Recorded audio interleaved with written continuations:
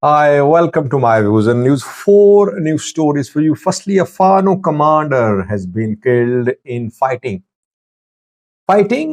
not against Ethiopian military but against armed Oromo locals. Secondly, an opposition party from Tigray is opposing the proposal of holding a referendum. Yesterday, the party issued a statement. The party responded to a four-point solution to the deadlock proposed by the government over Humera Vulkai, Sagade, Quorum, Alamata. Thirdly, Ethiopian PM Abiy has arrived in Saudi Arabia.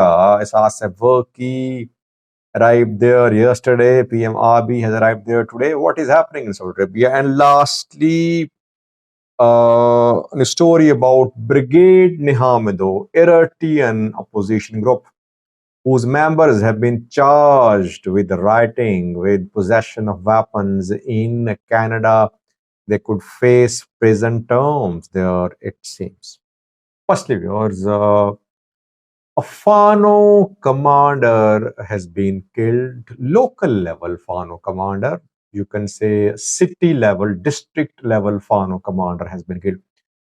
Last night, I reported about assassination of Maro Birhe, a Fano commander from Kwara. People said, Sajid, he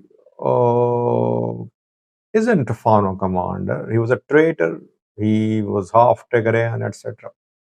He was a Fano commander, but he defected. He fought with Fano, alongside Fano, but then some differences arose and he split. He defected. He was a Fano commander. Another Fano commander has been killed in Oromia special zone of the Amhara region. Ayaleo Makita. Ayaleo Makita is his name. Local level Fano commander. Mainly he was operating in Masno, operating in Ansokia Gamza Wareda of the North Shore zone of Amhara region.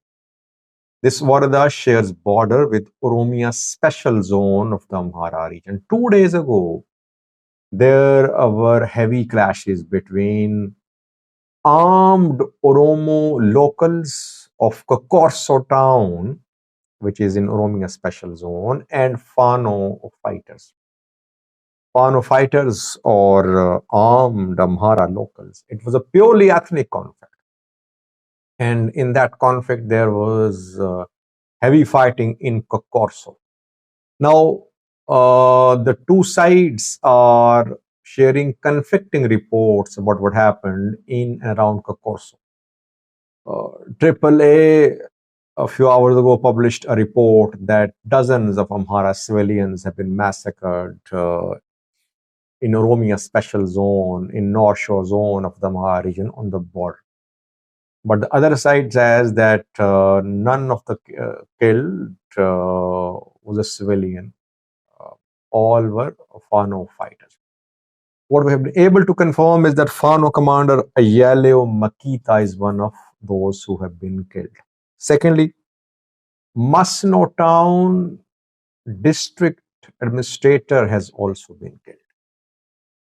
So it means he was supporting Fano fighters. Masno town administrator, Fano fighters, Amhara, local armed people, they tried to enter Kokorso. There was fighting in Kokorso. Dozens killed on both sides. It seemed that Amhara Fano side suffered more casualties. The death of Ayaleo Makita is being confirmed. No fighting, relative calm there, but there was heavy fighting in Oromia Special Zone, Kokorso on Oromia Special Zone, North Shore Zone, Amhara border around 48 hours ago. Secondly, viewers, a Tigray opposition party is rejecting the proposal of holding a referendum to break the deadlock existing between Tigray and Amhara regions about Humera Volkai Segde Korum Elamata Raya. Tigray Asimba Party, Asimba Democratic Party of Dori Esgidam released a statement yesterday. The party uh, is on good terms with Getacheo's Tigray interim government reportedly. 2 days ago, Getachew in an interview said that Tigray interim government was not authorized to approve a referendum. He said representative government should be elected, then the elected regional council make a decision. A Simba Democratic Party rejected the idea of referendum altogether. The party says that this proposal of holding a referendum is unconstitutional. It is a violation of Pretoria deal. The party has its presence mainly on border areas, Tigray, Eritrea border areas. I think its leader is from Europe, and Eritrean military is still in parts of Europe. Tigray has claims to these parts which are under the control of Eritrean military in Europe. Simba Democratic Party is asking federal government to play its part. That federal government must tell Amhara forces, Eritrean military to leave Ethiopian territories, Tigray's territory. But federal government, we know, has made its position public. It wants return of IDPs, then election of local administrations, then handing over of all the security-related other affairs to federal forces, and lastly, holding of a referendum. Thirdly, viewers, PM Abiy has arrived in Saudi Arabia. Since yesterday, we have been hearing speculations that PM Abiy might not attend the summit. Saudi Arabia Africa Summit is being organized in Riyadh, Saudi Arabia. This has a work here and President arrived in Saudi Arabia yesterday, and today PM Abiy arrived there. Arab Africa Summit was also being organized in Saudi Arabia. It has been cancelled or postponed. Saudi Arabia Africa Summit has not been postponed because we were hearing yesterday, we heard this morning too that summit has been postponed. No, summit I think has not been postponed. Isaias Afwerki has his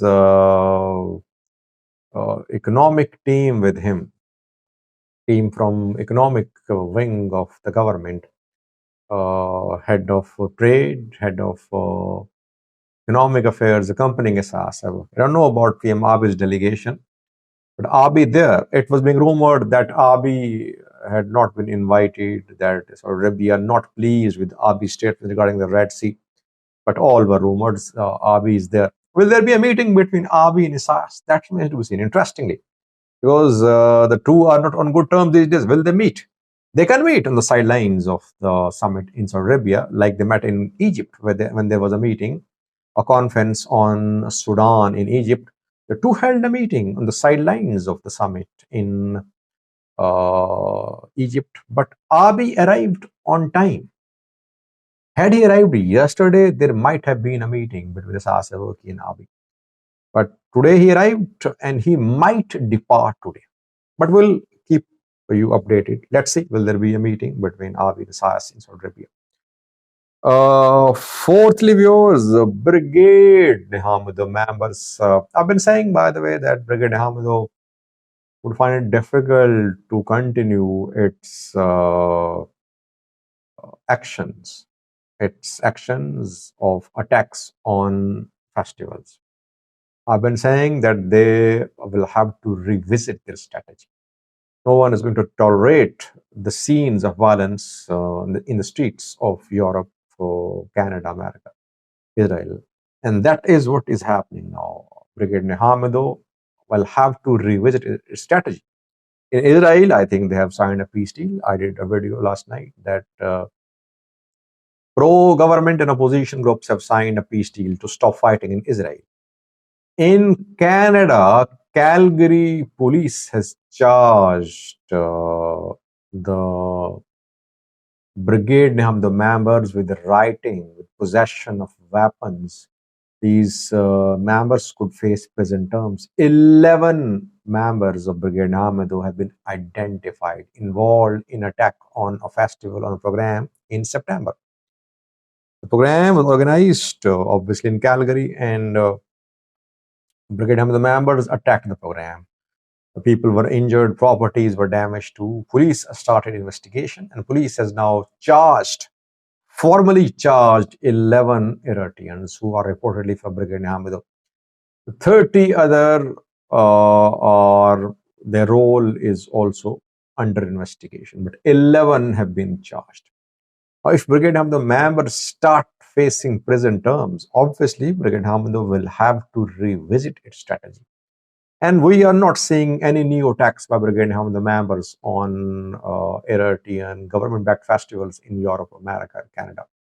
They seem to have realized that they'll have to be creative when it comes to their protests. They cannot just launch full-scale attacks, physical attacks on the festival. That is obviously violence, and it will lead to serious problems for Brigade Nhamedu members. Let's see.